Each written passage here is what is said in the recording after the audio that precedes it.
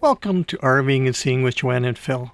For the last 2 years, we have not towed a car behind our motorhome. Instead, we have picked campgrounds that were within biking distance of places we wanted to see.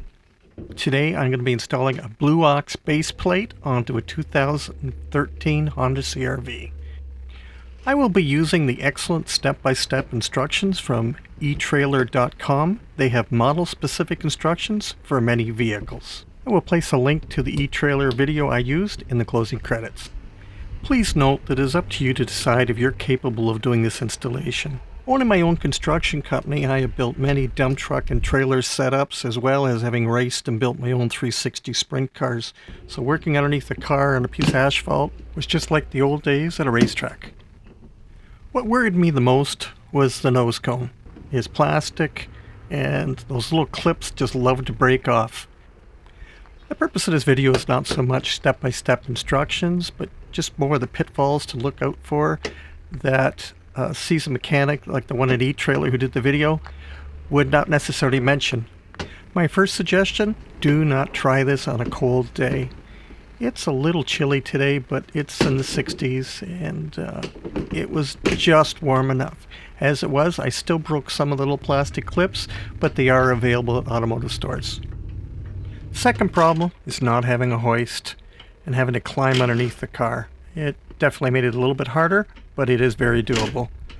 Third thing I would recommend is have a laptop, or in my case an iPad, and follow the instructions from the video from eTrailer and do that step and then go back and watch the next step, and so on.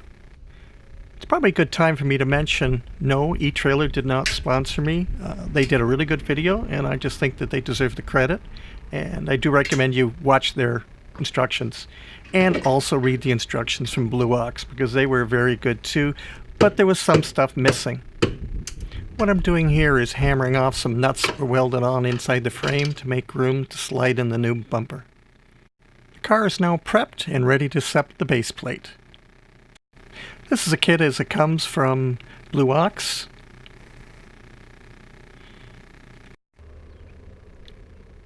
The base plate fit perfectly. I was really impressed. I had to just widen out a couple of holes, but they say that in the instructions you probably have to do that. Fit into plates.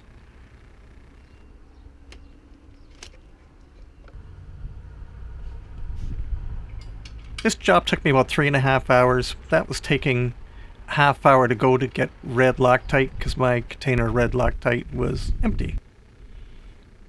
This is really important. Red, by the way, not blue.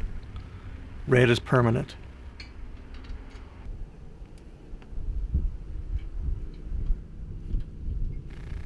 If you're afraid to hammer on your vehicle or drill into it, this is probably not the job for you.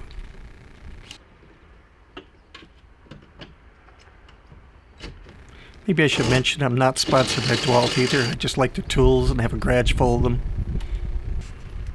These are a really cool nut. Great idea. It's got a little holder for you to hold the nut back in behind it, and then you just thread your bolt right into it.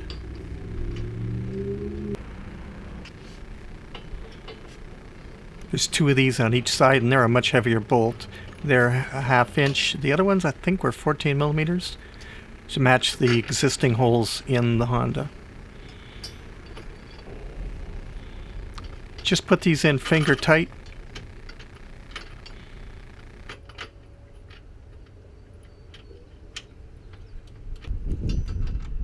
So when you're impacting them, always impact these ones here in first. That's existing 14 millimeters. That pulls the base plate back tight to the main frame of your car. Don't get too crazy on it. Go back and forth a couple of times. And you got to put a wobbly in there to get to that bottom one, the bottom bolt. Okay, now we can go ahead and put the 3/4 socket on and tighten it. So this is a very important step, and it should be done a specific way again. Torque down with a torque wrench your bolts to go back to the existing frame, and I didn't do them all the way up at first. I did them to a lower setting, and then went to the final torque setting when everything was tight.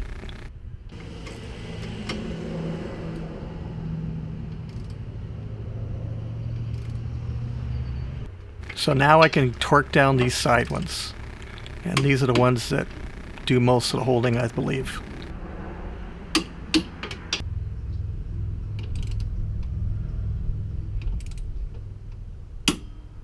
So with torque down to the proper settings, red Loctite on there, the base plate's not going to go anywhere.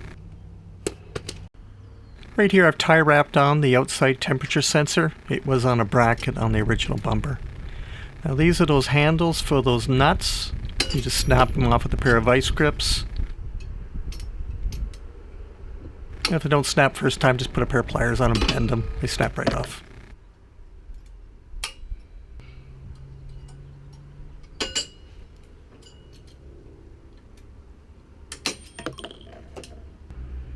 Now there's a set of safety cables that go around the main frame, the cross member, and they have to be looped back around and brought back up to the point and then tied on. They stay permanently on the vehicle.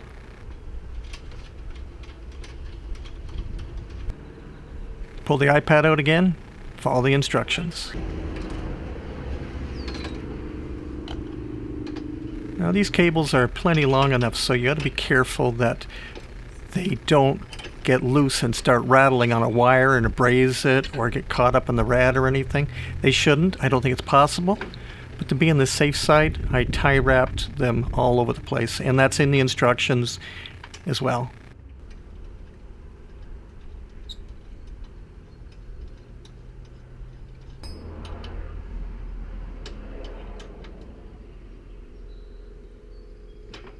Just showing you here where that safety cable goes around the bar.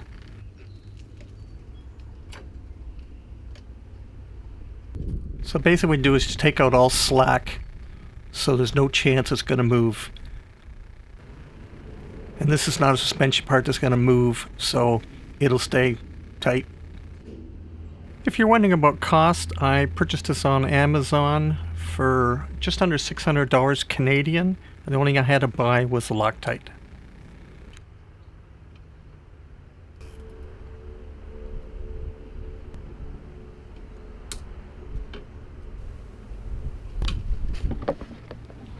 There you can see the cables going around, and I tie wrapped it so nothing can move there.